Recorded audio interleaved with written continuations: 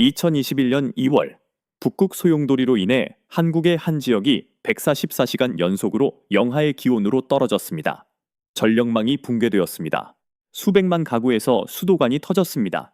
가족들은 영상 4도, 이어서 영하 1도까지 떨어진 거실에서 담요를 뒤집어 쓰고 몸을 웅크렸습니다.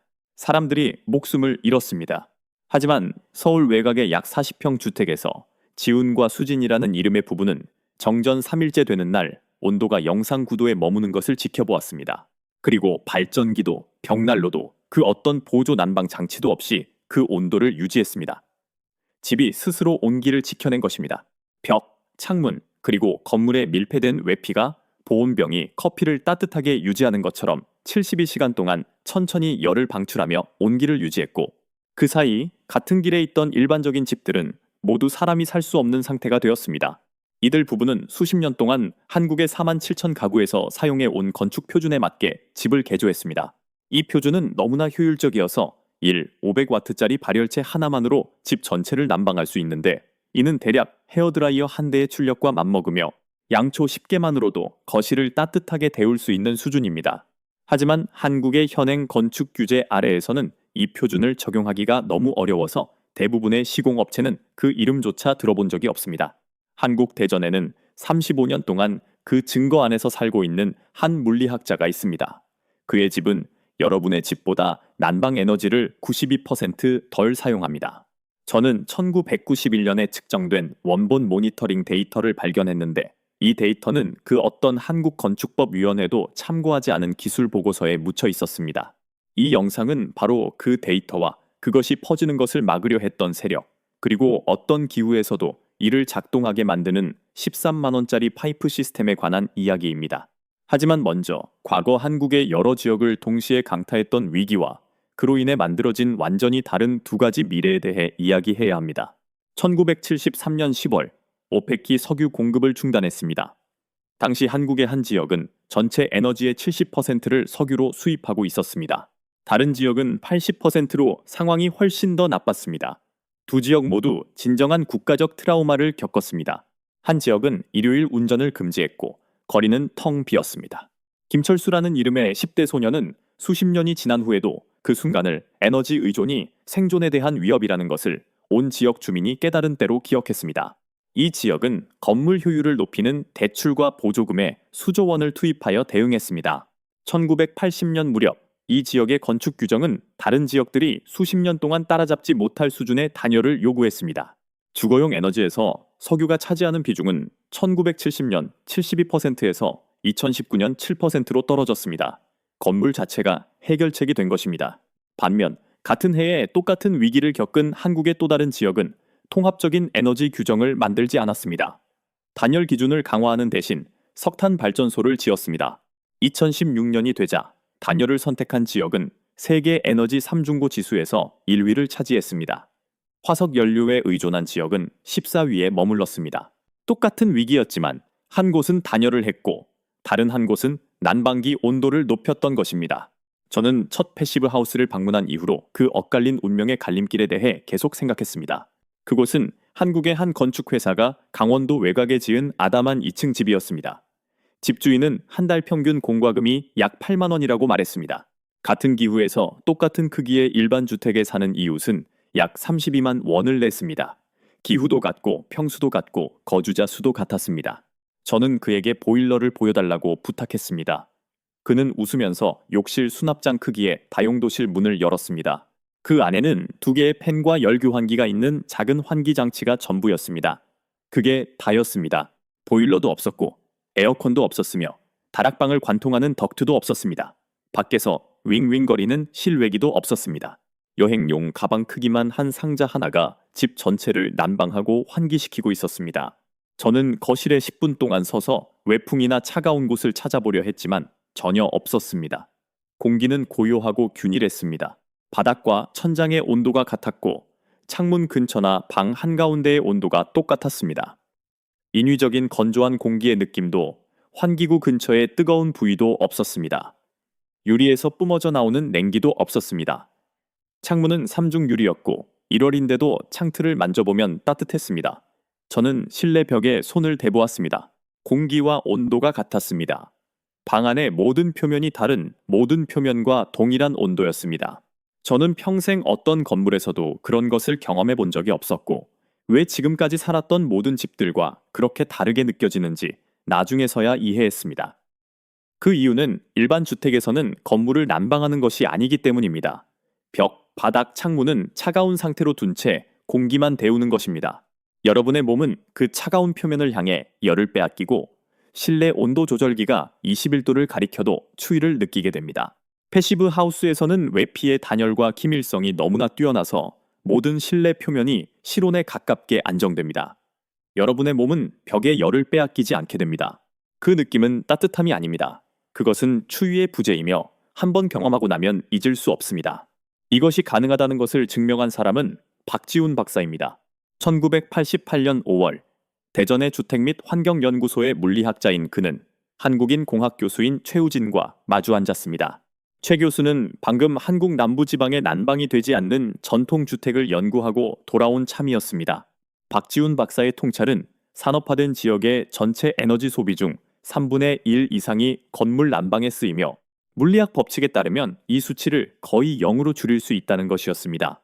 1991년 10월까지 그는 대전 대덕 연구단지에 4채의 테라스 하우스를 지었고 그중 한 곳으로 가족과 함께 이사했습니다. 첫 해 난방 소비량은 평방미터당 19.8kWh로 측정되었습니다.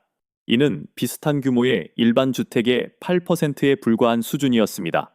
둘째 해에는 그 수치가 11.8로 떨어졌습니다. 수치가 너무 낮아서 전국 각지의 전문가들은 실제 난방 수치가 불가능해 보였기 때문에 그것이 전체 에너지 소비량이라고 착각할 정도였습니다. 그는 여전히 그 집에 살고 있습니다. 그 집은 지은 지 35년이 되었습니다. 장기간 측정된 난방 소비량은 평방미터당 평균 8.4kWh를 기록했습니다. 단열재의 열 저항값은 저하되지 않았습니다. 기밀성 테스트 결과도 변하지 않았습니다. 1994년부터 1996년까지 4채 중 한 채는 열 입력이 전혀 필요 없는 진정한 제로 난방 에너지 주택으로 운영되었습니다. 시스템은 성능이 떨어지지 않았습니다. 견뎌냈습니다. 35년 동안 그것은 유지되었습니다.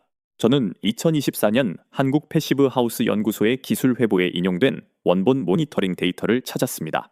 이 데이터는 1990년대 초반부터 공개되었고 이후 수십 건의 연구에서 동료 평가를 거쳤습니다. 한국 정부가 지원한 한 프로젝트는 전국 5개 도시의 221개 주택에서 이 결과를 검증했으며 난방 에너지가 80% 감소한 것을 측정했습니다. 출판되었고 누구나 볼 수 있으며 대규모로 확인되었습니다. 하지만 한국의 그 어떤 건축법위원회도 이 결과를 반영하지 않았습니다. 자, 이제 13만 원짜리 시스템이 등장할 차례입니다. 패시브 하우스 밖 1.5m에서 3m 깊이의 땅속은 1년 내내 10도에서 15도의 안정적인 온도를 유지합니다. 외부 공기를 그 흙 속으로 통과시키는 매설된 파이프가 환기 시스템에 미리 적당한 온도로 맞춰진 공기를 전달합니다. 겨울에는 영하 28도의 차가운 공기가 파이프에 들어가서 영하 4도에서 영하 1도 사이의 온도로 나옵니다. 여름에는 35도의 더운 공기가 들어가서 15도의 온도로 나옵니다. 환기 시스템이 작동하기도 전에 이 파이프가 힘든 일을 대부분 처리하는 것입니다. 한국 최초의 인증된 패시브 하우스인 강원도 춘천의 바이오 하우스에서는 지중관 시스템이 영하 29도로 들어오는 공기를 영하 4도까지 데웠습니다. 다른 어떤 장치도 없이 오직 땅의 열 용량만으로 25도를 올린 것입니다. 경기도의 한 연구센터는 전체 모니터링 주기 동안 20도의 패시브 겨울 난방 효과를 측정했습니다. 강원도 강릉 인근의 한 패시브 하우스는 밖의 온도가 영하 20도일 때도 흡입 공기 온도가 결코 영하로 떨어지지 않았다고 보고했습니다. 파이프 자체의 가격은 30cm당 대략 300원에 불과합니다. 농자재 마트나 철물점에서 30m 길이의 15cm 무공 플라스틱 배수관을 약 13만 원에 살 수 있습니다. 내벽이 매끄러운 고밀도 폴리에틸렌 파이프, 배수경사, 흡기 필터, 인라인 팬 등을 제대로 갖춰 설치하더라도 재료비는 65만 원에서 260만 원 사이입니다. 그것이 대체하는 300만 원에서 900만 원짜리 냉난방 공조 시스템과 비교해 보십시오. 시공업체가 여러분에게 단 한 번도 언급하지 않은 이 시스템이 비용 측면에서 50대 1로 압도적으로 유리합니다.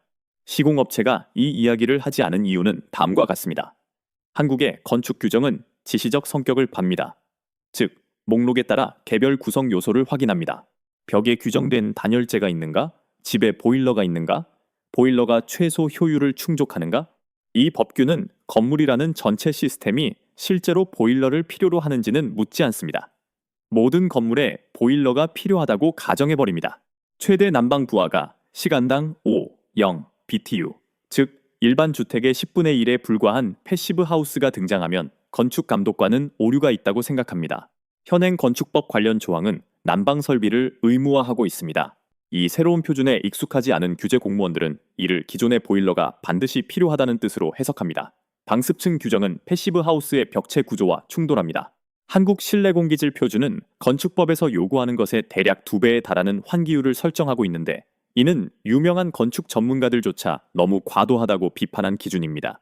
패시브 하우스 허가를 받으려면 에너지 평가사를 고용하고 에너지 모델링을 제공하고 건축 부서를 직접 설득하고 교육해야 합니다.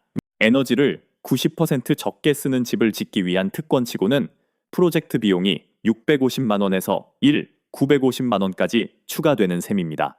지중관 시스템은 더 어두운 규제의 사각지대에 놓여 있습니다.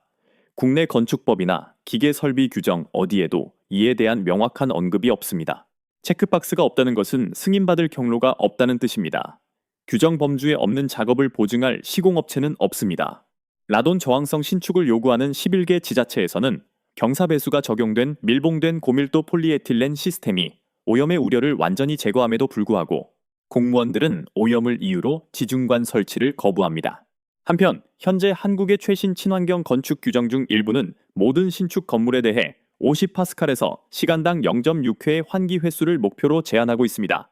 이는 패시브 하우스 기준과 정확히 일치합니다. 하지만 이는 자발적인 목표나 인센티브 프로그램일 뿐 전국의 모든 새 주택에 대한 강력한 법적 요구사항은 아닙니다.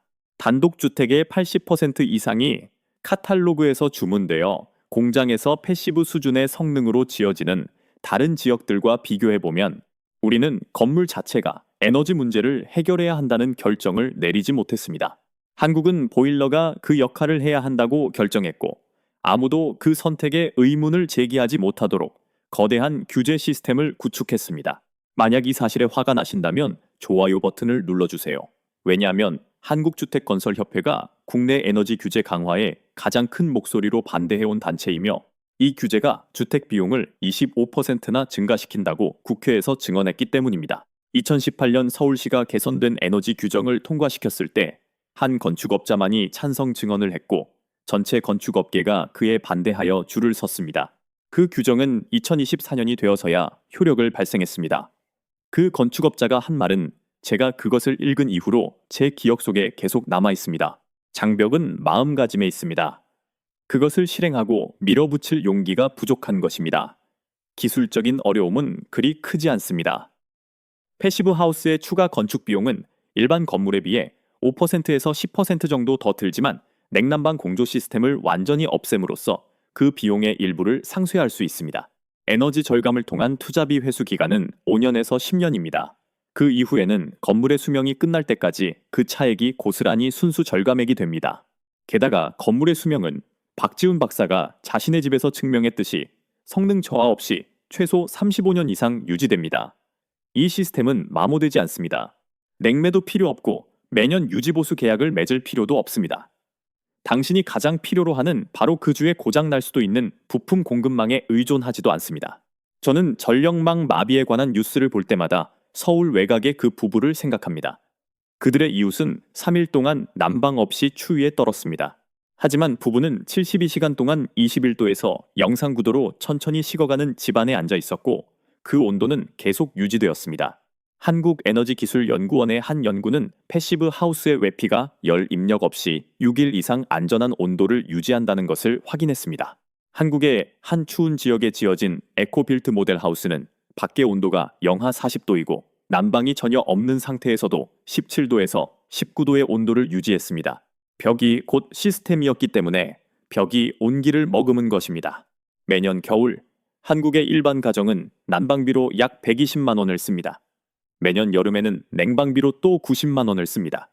1년에 210만 원입니다. 30년 주택담보대출 기간 동안 유틸리티 및 냉난방 공조 시공업체에 약 300만 원을 지불하는 셈인데, 이 문제는 1991년에 대전의 한 물리학자가 이미 해결했고 그 이후로 계속 그 증거 안에서 살고 있는 문제입니다. 저 역시 강원도의 한 패시브 하우스에 발을 들여놓기 전까지 12년 동안 그 청구서를 지불하고 나서야 제가 알던 것과는 공기가 완전히 다르다는 것을 깨달았습니다. 보일러가 돌아가야 할 자리에서 느껴지는 정적, 주방 조리대 위에 놓인 8만 원짜리 전기요금 고지서, 아무도 제게 말해주지 않았습니다. 저에게 집을 판 건축업자도, 그것을 승인한 감독관도, 다락방에 단열재를 더 넣으라고 권유한 에너지 감사관도 말이죠. 저와 저의 매달 청구서 사이에 있는 그 어떤 전문가도 한국의 4만 7천 가구가 1991년에 발표된 물리학을 이용해 그 청구서를 없앴다는 사실을 언급하지 않았습니다. 표준은 존재합니다. 데이터는 35년간 쌓여왔습니다. 파이프는 13만 원이면 됩니다. 벽은 주택담보대출 기간보다 오래 갑니다. 그리고 그것을 증명한 사람은 자신이 처음 지은 집에서 여러분이 헤어드라이어를 돌리는데 쓰는 것보다 적은 에너지로 집을 난방하며 여전히 살고 있습니다. 댓글로 이것을 알려주세요. 작년에 냉난방비로 얼마를 쓰셨습니까? 다 더해보세요. 가스, 전기, 유지보수 비용, 8월에 에어컨 실외기가 고장났을 때 불렀던 출장 수리비까지 모두요. 그 총액을 알려주세요. 과거의 낡은 관행이 실제로 여러분에게 얼마나 많은 비용을 치르게 하고 있는지 보고 싶습니다. 이 채널의 다른 비디오를 보셨다면 열용량 냉방, 지중관 난방, 그리고 바닥 복사 난방 시스템에 대해 이미 알고 계실 것입니다. 이것이 바로 그 모든 것을 하나로 묶어주는 뼈대입니다. 밀폐된 외피, 열회수 환기 시스템, 그리고 보일러가 여러분에게 비용을 청구하는 그 일을 마당 밑에 땅이 대신해주는 것입니다. 이것은 단순한 영상 하나가 아닙니다. 이것은 완벽한 건축 철학이며 그 모든 조각은 이미 여기에 있습니다. 지금 다음 영상을 클릭하세요.